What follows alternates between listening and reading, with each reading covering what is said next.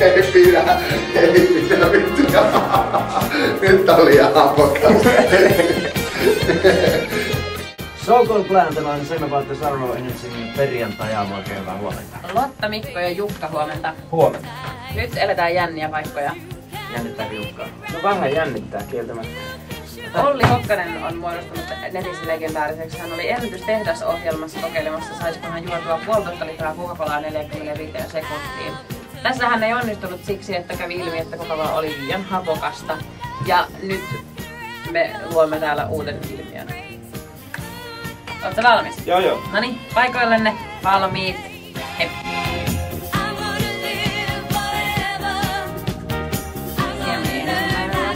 Vähän erikoisella se, tai oli ihan hieman kuin ensin se on samankokoista lasia, koska nyt vaan kaavittiin tuolta jotain ihan kiitos kaavista.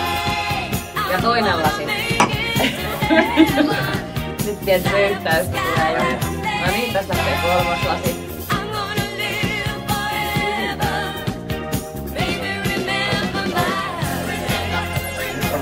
Nyt on 3 jo vedellä. Ei vielä. Ähinää kyllä kuuluu. Ehkä se ottaa ihan niin helppo. 4. lasi. No niin, 4. lasi meni jo.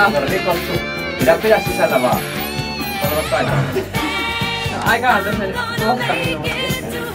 Kato, nyt tää lähtee jo kiutulla. 5. vedetään.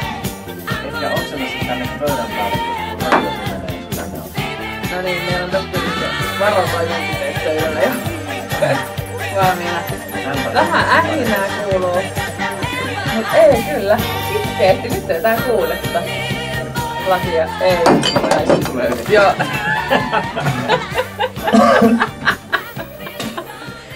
Paska. Meni ehkä tosta noin. Ei pysty. Liian hapokasta.